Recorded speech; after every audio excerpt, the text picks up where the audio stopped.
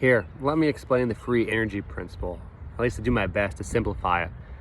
As eloquently said, it was by Carl Friston. It was a little confusing, and so I want to provide my little twist to help you explain. So first off, he introduces the topic and says, look, I can bring it about by two different ways. We can get to this conclusion by talking about the history of blah, blah, blah, neuroscience, all these different great researchers, or we could just start with some very simple questions and assumptions. And for the sake of discussion, he started from the top down, the simple questions and discussions. Said, look, basically, if we exist, we are an entity that is separate from the external entity, the world. We operate within it. We are separate. We are an actor inside of it. That's like that market of blanket thing, he says. And basically, we have shape and form that is independent and not necessarily independent, but distinct from that of our environment. And then he goes on to say, the whole idea is that we exist because we're able to avoid entropy. We're able to live. What he says by that is we have what's called a time coordinate. We're able to exist over time. And he uses the example of an ink droplet to describe the difference between maybe like myself, a human, and something that isn't living, like an ink droplet. And basically he says, look, if the ink droplet was alive and I dropped it in water, it would maintain its shape. It would avoid diffusion. It wouldn't disperse into the ink. It would keep its ink droplet shape. And maybe it might disperse a little bit, but then it comes back together. It's resisting entropy. It's resisting the path towards chaos. So entropy, which is a very important concept, wasn't really discussed here, but do it really quick, is the fact that everything, if you just leave it alone, goes to chaos.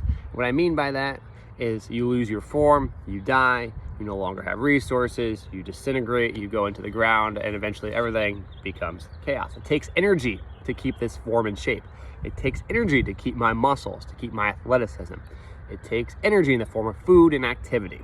And then what he goes on to say on top of that, which is really cool, is that in order to optimize the free energy principle, the idea that we are existing, we are a reflection of our environment. And he goes on to say that the brain itself could actually be a reflection of our actions because we are trying to exist and survive.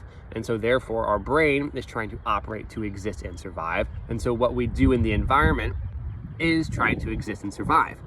Now what's really cool about that, it's this idea of reflection symmetry, I might call it, where you could look at the environment and predict what I look like, or you could look at me and predict what my environment looks like. Because if I'm trying to do X, Y, and Z to survive in it.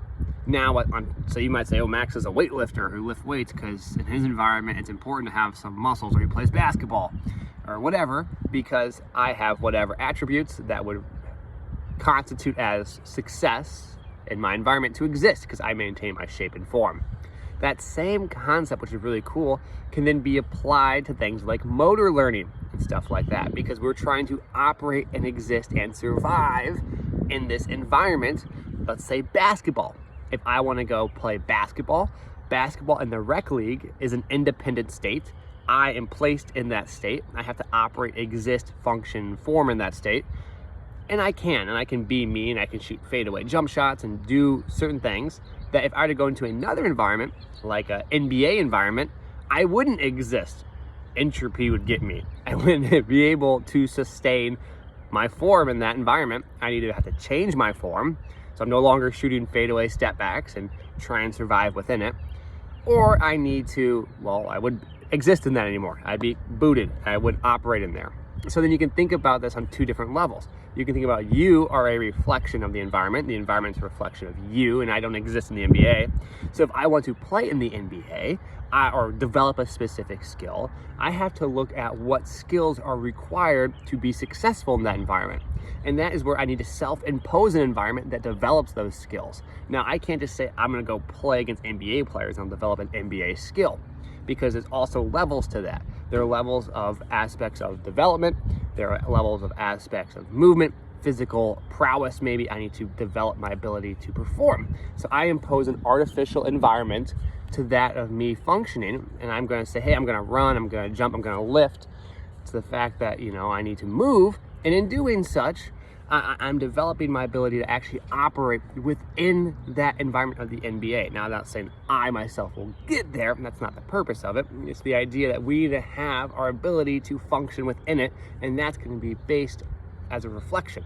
So when we lift weights and we run and develop a skill, we need to understand what we are trying to do, where we're trying to get to, because it's this, and the key aspect of this is you, but also that environment, the environment that is a rec league, an NBA, a college game, and you can use those different environments to develop different aspects of skills. He says this kind of in a confusing way, but you can apply it in many different manners, and it's all based on the idea of the free energy principle. We're operating to survive, and if we're doing that, then we can use our own operations, our movement, our physical being, as a reflection of the environment that we're trying to survive in, and vice versa. We can look at the environment that we're trying to survive in and see what skills we need. Very cool.